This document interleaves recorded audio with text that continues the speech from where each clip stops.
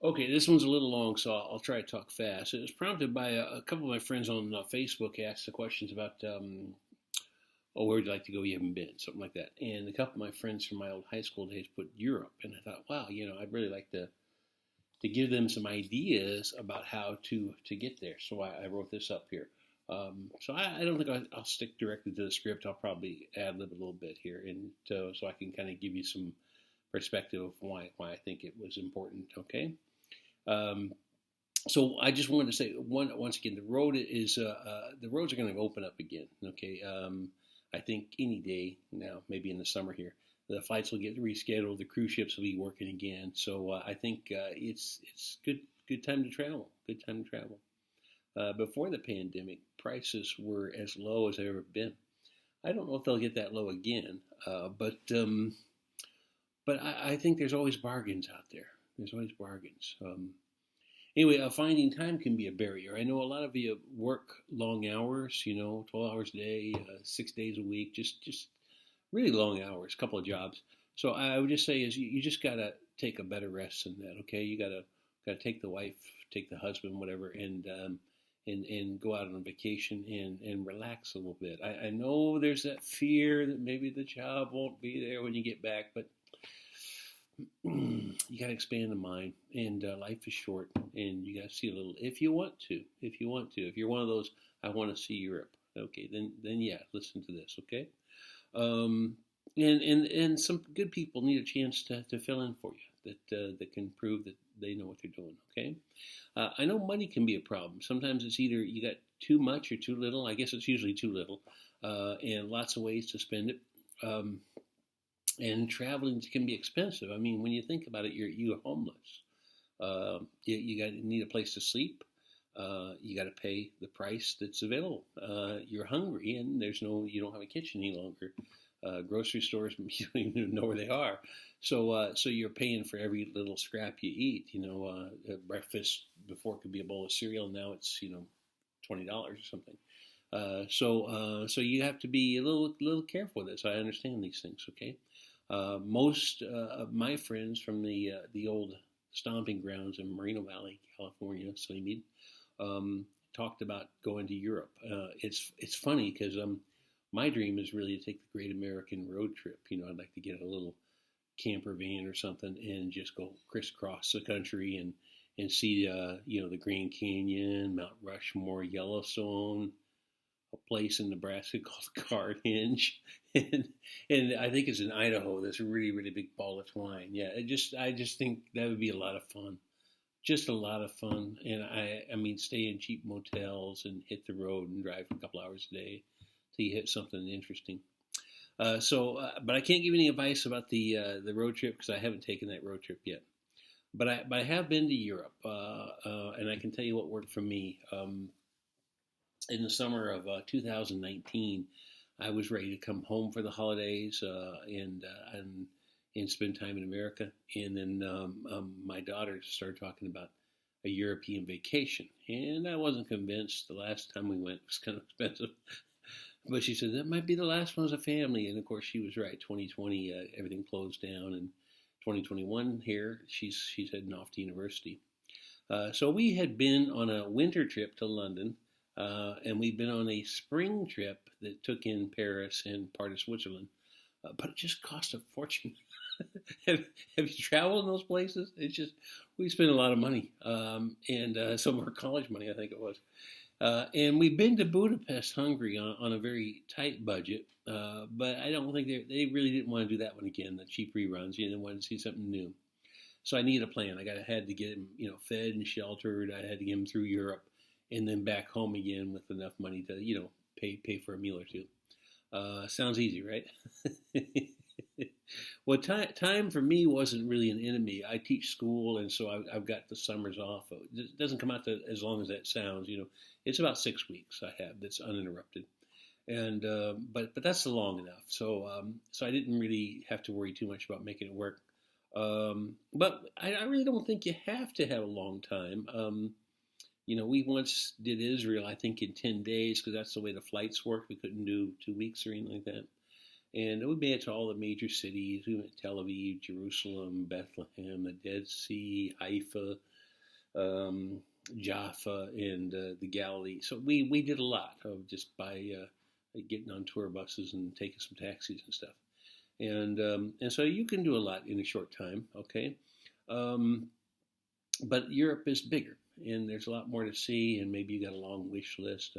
I would just say is don't try to do it in one visit. Don't assume that this is your only once in a lifetime trip. Assume you're going to get a chance to do this again, okay? And so don't try to do it all in one deal. I think the perfect time, it depends on your flights and everything else, but I think 3 weeks. 3 weeks is good. I find after about 20 days on the road, you're kind of wishing you were home. Thinking about your soft chair, your comfortable bed, your own stuff. So I think, I think 20 days is probably enough. But I know if you're coming from America and you're going to go to Europe, if you get more time, it's probably good to spend it because it took you so much to get there, so much money to travel.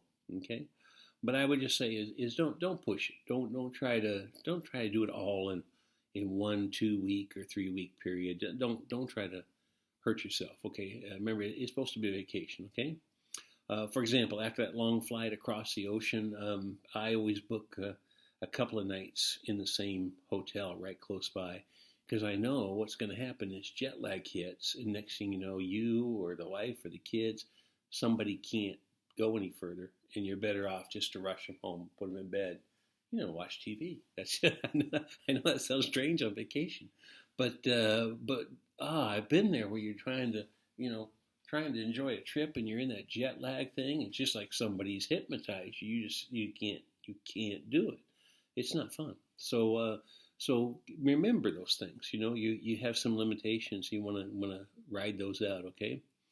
And here's a tough one. You might have to let go of your expectations.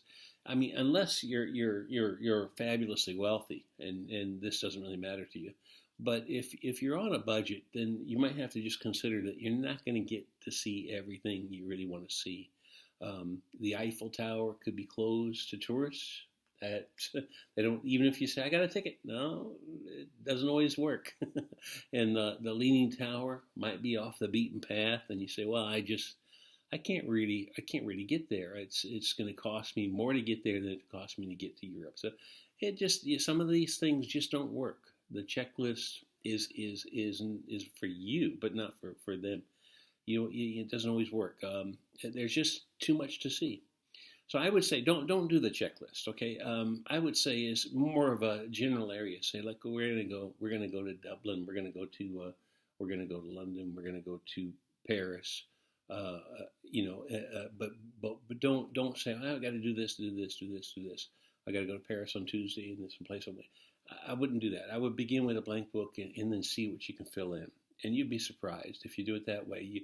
You'll probably see more. You'll do more than if you tried to go and say, we're going to go here and do this at this time of day. It's just that's a little bit hard to do. Many of your favorite things maybe will be things you never even heard of before. It was you discovered them on your trip. And some of your best memories will be the little ones, maybe the market on the corner, smiling family, the great luscious strawberries. It won't be necessarily your photograph in front of the Eiffel Tower. It could be, but maybe not. Okay. Anyway, so when we did our summer trip, we had a bit of advantage. We were starting in Baku, Azerbaijan, and that kind of put us closer to the location. And I decided to book the whole thing through a discount airline called Wizz Air. I'd used them before, and they're centered in Budapest, Hungary. That's their hub. But they go all over Europe and Israel. They go all kinds of places. But you kind of have to. We were one of the spokes in Baku, and we had to get to Budapest to begin enjoying the ability to travel that way. So we flew into Budapest and then to Rome and then to Vienna and then to the Netherlands and then to Belgium, then back to Budapest and back to Baku. So that was the summer trip, okay? And we spent about a week in each location. I usually try to book the cheaper hotels in the center because that saves on taxis and you're where you want to be. You can walk to where you want to be. But if I had to do over again, I think I would spend just a little bit more on the rooms, bump up the quality a bit, you know, um, just because you do end up spending a lot of time with the hotel, so you might as well really get what you like, and feel comfortable. And quality counts, and the wife appreciates it. What I always do is I always book the first one's real nice, and I always book the last one really nice. So my wife goes, "Oh yeah, it was a great trip." So, but I think probably I should beef up the center ones a bit too. Anyway, so the flights though I nailed it. Wizz Air was just right for us. It's one of those discount airlines where you can take a handbag on if you bring a suitcase or a backpack, you pay for that. It's a little bit extra. But if you're just walking in with a handbag, I don't know. I got something here. This is the size of it here. So can you see that? Okay, so that you can walk on with, but anything bigger than that, you pay for. You pay extra for. But it's not a fortune, but you pay for it ahead of time. Anyway, but some of the flights were just incredibly cheap. I don't remember the exact number, but I was booking cheap flights. It was like $30 a person to go from Budapest, Hungary to Rome, Italy. I know it sounds like it can't be. It can't. It was. It was so cheap. I said in my text, it was less than 2,000. I think it was less than 1,500. We spent for the entire summer on plane travel less than $2,000. It was just really, really cheap, cheaper than trains. Okay, so people say, why didn't you take the trains? Well, it could be a little bit more trouble, and the planes were cheaper. I spent more on some taxi rides, to get from the hotel to the airport. Yeah, so which was okay because I'd saved the money on the plane flight, so that was just right. If you live in the States, your biggest expense will probably be the plane tickets to get to Europe, and so you might want to consider spending longer. Okay, I think 3 weeks would help, reduce the overall cost, even 4 weeks. So the example I put in the text is you got a $1,500 plane ticket, which is kind of an average when you're trying to get to Europe round trip. Divided by 15 days, well, that comes out to $100 a day. So you've already spent $100 a day before you begin, and that's per person. And people say, "Why can't I afford this?" This is why. It's just expensive. It's expensive. But if you go for 30 days, now of course you need a lot more money to do 30 days because you need hotels and all that stuff. But then your initial travel expense, it was $1,500, goes down to, instead of $100 a day, it goes down to $50 a day. So you can try to say, well, I'm going to try to spread the expenses out over a longer period, and you just have to look and see. The reason I booked the Wizz Air in Budapest because it was the cheapest from where I was at. But you just need to get online and see what's cheapest for you.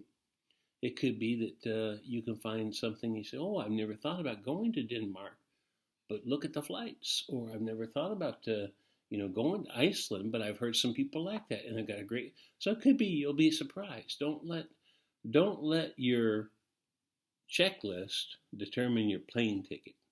There's a lot to see. If you haven't seen it, then there's no reason for you to skip it just because you want to go to the Eiffel Tower first. Okay, so find the cheapest way to get to Europe, and then once you get there, try to look around for the best option for getting to other places.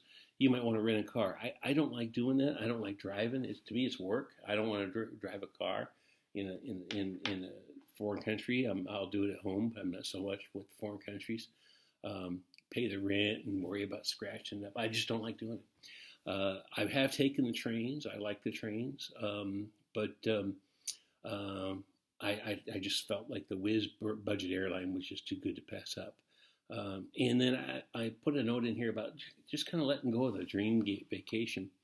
I think for the people that book 10 days or a week in Europe, because they said, well, I can't spare any more time away from work except 1 week, and so we're going to fly into Paris, then we're going to take the train here, and we'll take the plane there, and then we'll go to Rome. Just you're setting yourself up for a really tense moment because you're going to come in, you're going to have jet lag, you're going to get a migraine at times. You could get overcome with heat exhaustion. You got to give yourself some time. If you just push, You'll have some great photographs, but you really won't have the memories that you want. So you gotta allow yourself some time to move. I think we were in Rome for 6 days or something like that. And it was the hot heat of the summer. Everybody told us, don't go in the summertime. And they were right. It was just too hot. I think you should book that in the spring or the fall. It was just too hot. But we had a week and we spent a couple hours out in the sunshine, seeing everything.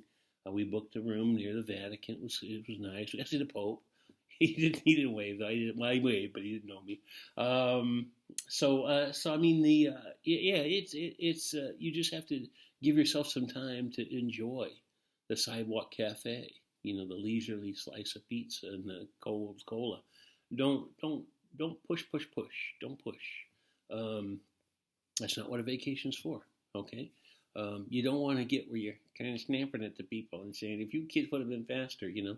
So anyway, all those things happened to us. So I missed the Sistine Chapel, the ceiling in Rome. We were there. We saw the whole museum, but it was just too crowded. They closed the room off, ushered us back down the lobby, and they said it was being closed for an hour or two. And the family was just wiped out. They said, "That's it. Let's go home. Let's get in the air conditioner." And I probably, if I'd been by myself, I would have sat in the cafe and sipped a cola and squeezed in later. But when you were traveling with a family, you got to respect that. Everybody's got their own rhythm. It wasn't important as for them as it was for me to get to see it. So we went ahead. We went back home and we bought some pizza and we got some colas and we cranked up the air conditioner. And I sat down on the computer and I looked at the internet tour with the big close-ups, just like I would have done if I'd been in America. But I got to see a lot. I got to see the Michelangelo's statues and the Colosseum, and so I saw lots and lots and lots of stuff. Maybe I'll get back for the Sistine Chapel ceiling, maybe not. Who knows? So it's just the way it goes. You got to let go of some of those precious moments that you're dreaming about, and just enjoy the daily moments and your family. If you plan well and you keep things controllable, it doesn't have to be your first and last trip to Europe. But maybe one of many. Maybe you'll go every summer. Maybe so. First, though, I would consider starting close to home. I wrote this for my friends in Moreno Valley, so I know what is close to you. Have you been back to Big Bear or Idlewild recently? Beautiful, beautiful country, just 30, 40 minutes away, okay? Beautiful countryside, just worthy of a look. People come from far to see it in all kinds of weather, summertime and winter when the snow is on the ground. How about the Golden Gate Bridge? It would be a long trip for a day trip to get up there from Moreno Valley, but it would be a beautiful drive, negotiable drive, and to get across the bridge, because leaving San Francisco from that side, you don't pay for that. So there's no toll to worry about. You just go across the bridge. You can come back, pay the toll, or you can take a different route home or something. And then from there, you're almost immediately in the great, beautiful redwoods. Last time I went up there, we went to the Charles Schulz Peanuts Museum. Yeah, I'm a big Peanuts fan. My family didn't care, but I said, "We're going there. We're going there." And so you're in the redwoods already. So I stuck to the coast, that Highway 1, and went right up the coast. Yeah, beautiful area there. I've never been to this. I just found this online. The Cabazon Dino Park in Cabazon is number 4 on the list of weird roadside attractions. Oh, I gotta go sometime, So, especially if you got kids or grandkids, this is the kind of things that make memories. Just a lot of fun stuff. And you can do all that in an afternoon. And it doesn't really matter where you are when you're listening to this. It's the same thing. There's some place close by to you that you've never been to.